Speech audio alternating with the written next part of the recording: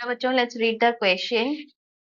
A cylinder is floating in a beaker which contains the liquids. The height h1 and h2 of the cylinder is submerged in the liquids of density ρ1 and ρ2 respectively, as shown in the figure. What will be the change in submerged length of the cylinder in fluid 2 if we increase the height of the fluid 1 above fluid 2?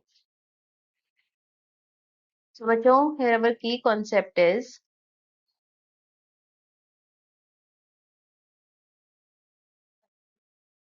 that the depth of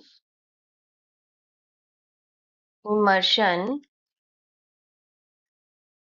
or the submerged depth submerged depth or height, you can use any of the term, depends on density of the fluid. Density of the fluid. So बच्चों यहाँ पर आपके पास एक beaker के अंदर एक cylinder इस तरह से फ्लोट कर रहा है एंड ये हाइट है आपके पास h. यहाँ तक आपके पास फ्लूइड 1 है, ये सेकेंड फ्लूइड है. तो इसका डेंसिटी है ρ2, इसका डेंसिटी है ρ1 एंड आपके पास ये हाइट है, ये आपके पास है length L1 and this is L2 and ये आपके पास टोटल लेंथ है L. यहाँ पर फोर्स F1, इधर है फोर्स F2. सो बच्चों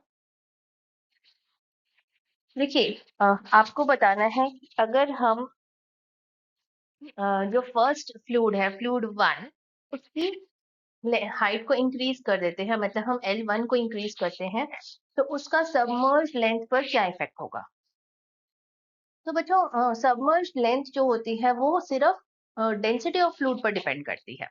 अगर हम यहाँ पर रिलेशन भी निकालें बॉइंट फोर्स का, तो बॉइंट फोर्स क्या होगा? That would be equal to F2 minus F1.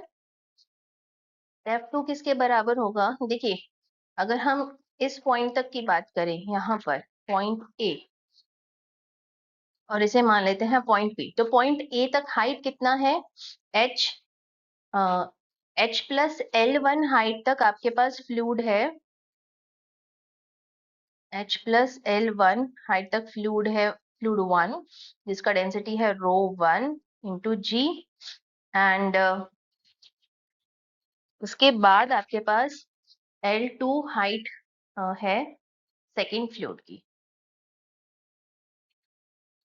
Minus F1. वहां पर आपके पास h ρ1 g a. सो आपके पास रिजल्ट आ गया L1 ρ1 g plus L2 ρ2 g a. तो ये आपका बॉइंट फोर्स जो है, ये there is no relation between buoyant force and the submerge depth. So that means अगर आप L1 को इंक्रीज भी कर देते हैं तो सबमर्ज्ड डेप्थ के ऊपर कोई भी इफेक्ट नहीं होगा. L1 increases, no effect on